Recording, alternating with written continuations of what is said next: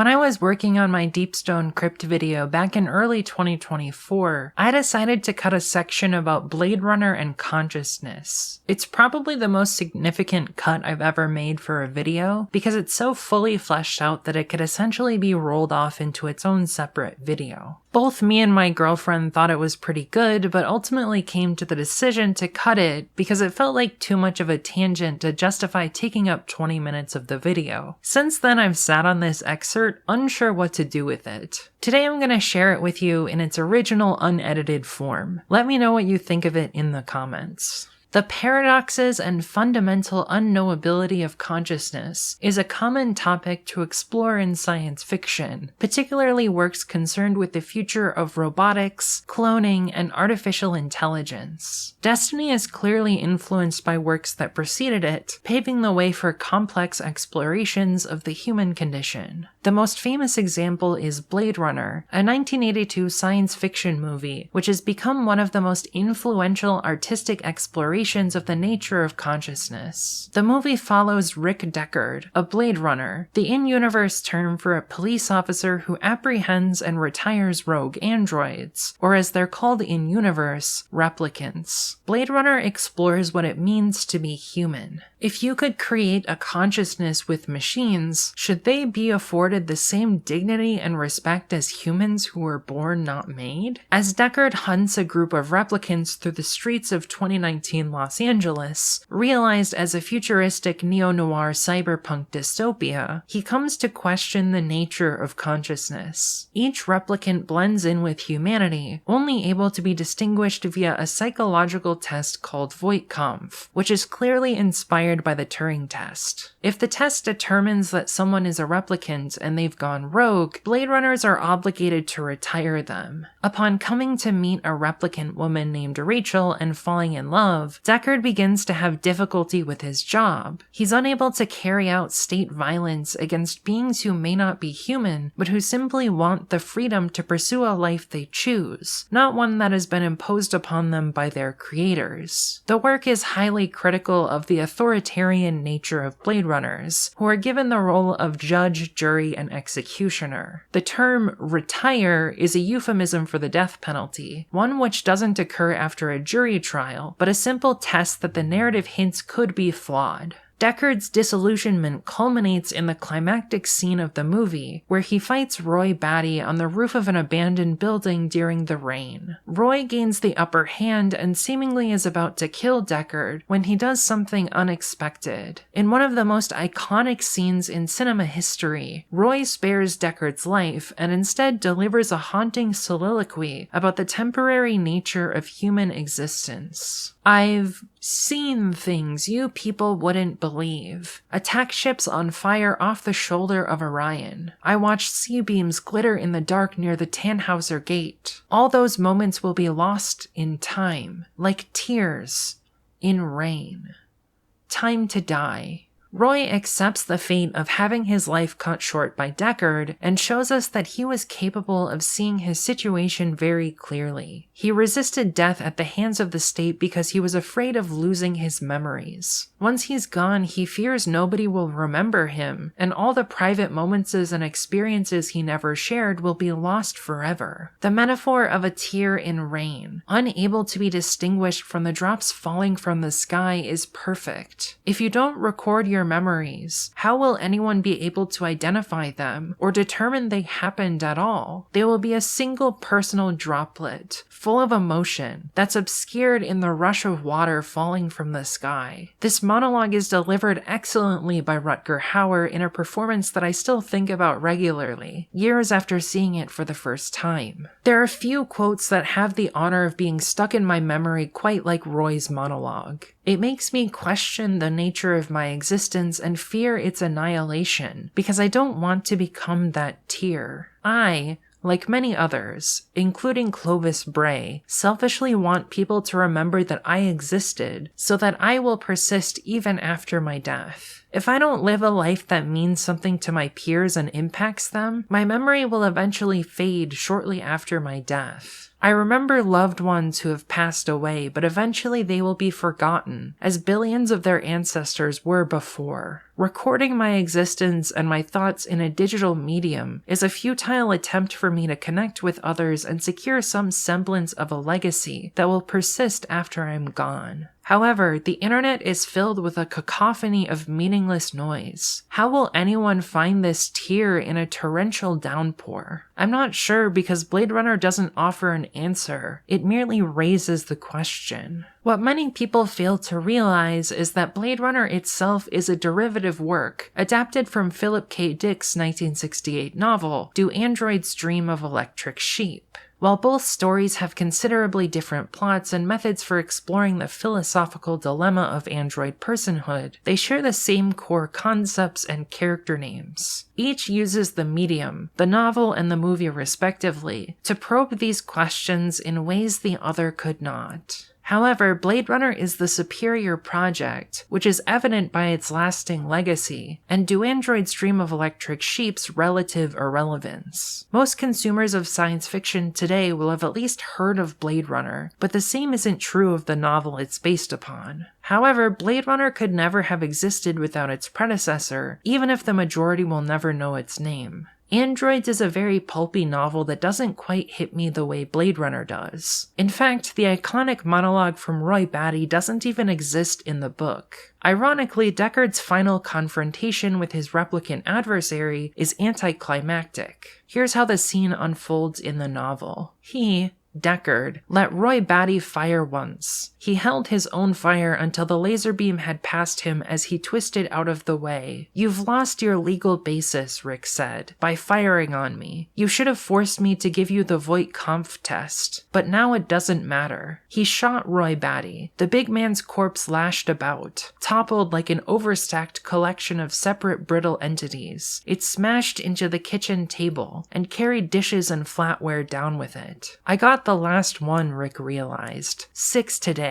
Almost a record. And now it's over and I can go home back to Iran and the goat. And we'll have enough money for once. In the novel, Batty's death is treated callously as he's not afforded the same humanity he receives in the movie. His body is treated like an object rather than a person. Deckard uses the law to justify his actions, but really he does it for the money. He wants to return to his wife and buy a goat. He focuses on his statistics and clearance record rather than the fact that he's just ended the life of another possibly sentient being. Retiring replicants is nothing but a job for Deckard. He doesn't care about their lives. He just wants to make a living and will do whatever he needs to justify the violence to himself, much like the actions of modern police, many of whom are more concerned with catching the bad guys than protecting the communities they're a part of. Deckard and the police more broadly frequently don't question the laws they enforce and whether or not they are just. In my opinion, Roy is acting in self-defense by attacking Deckard. He knows Deckard is armed and intends to end his life. If you were in his situation, what would you do? It would be hard for many of us to act the way Roy does in the movie. The more realistic action would be to fight back, unintentionally giving Deckard the legal justification to end you. It's hard to turn the other cheek and refuse to participate in the violence the state has drawn you into, but that, in my opinion, is the most moral course of action. Not just for Roy, but for Rick as well. He could have spared the replicants and allowed them to live another day, but chooses not to. He's not a good person. This is not to say that Book Deckard is completely callous and uncaring for replicants, but it's much more complicated. Blade Runner removes the wife, Iran Deckard, from the picture, making it easier to justify Rick Deckard's actions towards Rachel. During his search for the rogue replicants led by Batty, Deckard meets Rachel, a replicant prototype who's far more human than previous versions of her kind. Deckard lusts after her and ends up sleeping with her. Eventually, this develops into a love for Rachel, which complicates his job of retiring replicants. Like the confrontation with Batty, the affair plays out very differently in the movie and the book. In this case, I don't have a clear favorite, as despite their differences, I hate both versions for different reasons. In the movie, it plays out in a scene where Deckard tries to convince Rachel to sleep with him, but she resists. After countless refusals, eventually Deckard just starts kissing her, which I find extremely uncomfortable because she rebuffs his advances and Deckard makes it clear he doesn't seem to care if she consents or not. At the end of the movie, Deckard and Rachel run away together, so the fiction of the story tells us that Rachel must have overcome her discomfort and fallen in love with Deckard. The movie ironically refuses to give Rachel full agency and instead focuses on what Deckard wants, which was a fairly common attitude in 1980s movies, but that doesn't make it okay. It's deeply troubling that the scene is played off as romantic, giving viewers the message that it's okay to ignore someone's refusals to your romantic advances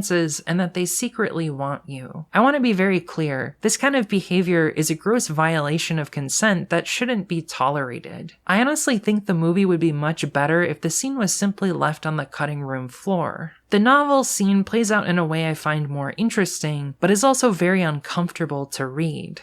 Ironically, consent is ignored in a similar way, but this time it's Rachel who's pursuing Rick. I'm not alive. You're not going to bed with a woman. Don't be disappointed, okay? Have you ever made love to an android before? No, he said. I understand they tell me it's convincing if you don't think too much about it. But if you think too much, if you reflect on what you're doing, then you can't go on. For, physiological reasons. I find it extremely disgusting that Rachel is trying to convince Deckard to sleep with her by convincing him that she's not human and it won't matter. The scene continues. Tonight sometime, he thought as he clicked off the bedside light, I will retire a Nexus 6 which looks exactly like this naked girl. My good God, he thought. I've wound up where Phil Resch said. Go to bed with her first, he remembered, then kill her. I can't do it, he said, and backed away from the bed. I wish you could, Rachel said. Her voice wavered. Not because of you, because of Pris Stratton, what I have to do to her.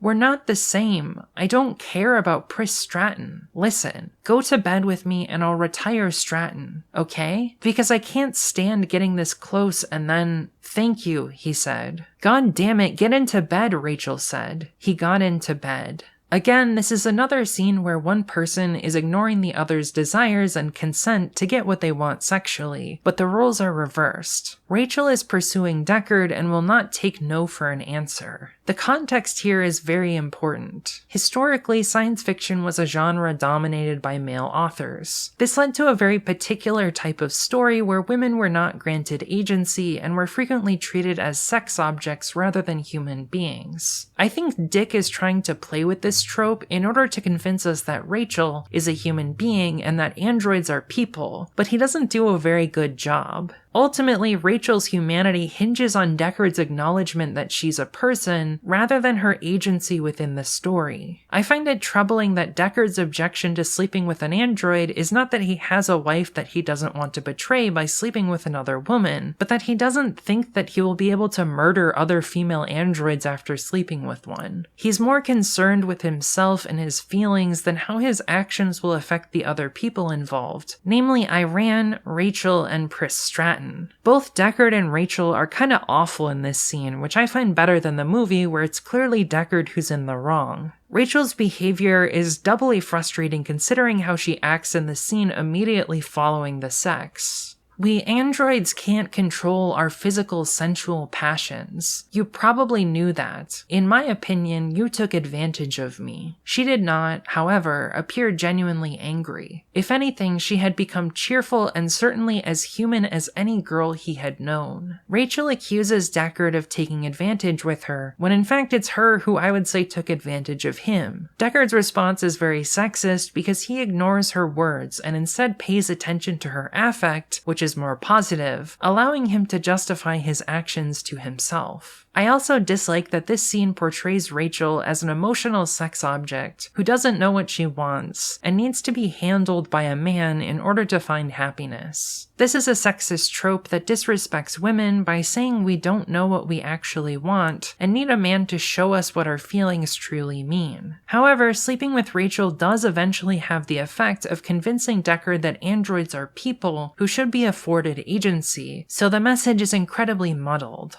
After retiring Roy, Deckard thinks, "The last time I hit the bed was with Rachel, a violation of a statute, copulation with an android, completely against the law, here and on the colony worlds as well. She must be back in Seattle now, with the other Rosens, real and humanoid. I wish I could do to you what you did to me," he wished. "But it can't be done to an android because they don't care. If I had killed you last night, my goat would be alive now. There's where I made the wrong decision. Yes," he thought, "it can all be traced back to that and to my going to bed with you. Anyhow, you were correct about one thing. It did change me, but not in the way you predicted. A much worse way," he decided. "And yet I don't really care. Not any longer." Deep down, Deckard is able to acknowledge that Rachel is a person, but he also blames her for his feelings and tries to deny his love for her. He's angry that Rachel doesn't care for him in the way that he cares for her and is bitter. I find it uncomfortable that he fantasizes about killing her to keep his pet goat alive, so that he doesn't have to deal with the pain of unrequited love. This scene would be much better if Deckard was able to accept his illegal feelings, rather than mentally lashing out at Rachel and resorting to mental violence. Dick attempts to paint the laws surrounding copulation with an android as unjust, but undermines that message with Deckard's reaction that dehumanizes Rachel. Blade Runner delivers the message that androids are human in a much more straightforward manner via the baddie monologue, so I find it to be the superior version of the story. However, it itself is not without flaws, as it has similar problems with sexism that the novel does. Blade Runner received a sequel in 2017 called Blade Runner 2049. The sequel does a much better job reckoning with the humanity of replicants than its predecessor or the novel. Its narrative centers around an android protagonist and his search for humanity and meaning. One aspect of Blade Runner I haven't mentioned yet is the famous question of Deckard's origin. Blade Runner received a theatrical release that was muddled by the studio tinkering with the movie against the director, Ridley Scott's, intent. As a result, there have been multiple director's cuts released, making it difficult for a viewer to determine which version of the movie is definitive. I'm not going to do that subject justice here, so I would recommend watching H. Bomber Guy's 2019 video essay, Weighing the Value of Director's Cuts, if you want to learn more. In certain cuts of the movie, there are extra scenes that imply that Deckard might be a replicant himself. This adds an extra layer of meaning to the story, as if Deckard is a replicant, it means that the authoritarian society of Blade Runner forces replicants to kill their own kind, without allowing them knowledge of their own humanity. Blade Runner 2049 rejects the question altogether, positing that it doesn't matter if Deckard was human or replicant, and deserves love and empathy regardless, just like Rachel and Roy and all the other androids. This finally executes the central idea of Do Androids Dream of Electric Sheep 49 years after its release. The sequel also follows the concept of replicants being able to conceive and have a child. The central mystery of 2049 is that Rachel and Deckard fell in love and conceived a child, allowing Rachel to give birth to an android. Regardless of whether Deckard was human or replicant, it still is incredibly impactful for replicants to know that they are able to be born rather than made. I believe this concept is inspired by a single line in the novel. Prior to coercing Deckard into sleeping with her, Rachel meditates on android parenthood. "Is it a loss?" Rachel repeated. "I don't really know. I have no way to tell. How does it feel to have a child? How does it feel to be born, for that matter? We're not born. We don't grow up. Instead of dying from illness or old age, we wear out like ants. Ants again. That's what we are." Being able to conceive a child is an important step towards android humanity because it allows them to break free from the chains of their oppressors. If androids themselves are able to create and birth their young free from humanity, they can live side by side with us rather than being dependent on us for their numbers to be replaced. Blade Runner 2049 has a fantastic conversation about the difference of being born versus made. After a replicant Blade Runner named Kay discovers Rachel's corpse and learns she died in childbirth, Kay discusses the case with his superior officer. Lieutenant Joshi says, "She was a replicant, pregnant. The world is built on a wall that separates kind. Tell either side there's no wall. You bought a war or a slaughter, so what you saw didn't happen. Yes, madam. It is my job to keep order. That's what we do here. We keep order. You want it gone? Erase everything. Even the child? All trace. I've never retired something that was born before. What's the difference? To be born is to have a soul, I guess. Are you telling me no? I wasn't aware that was an option, madam.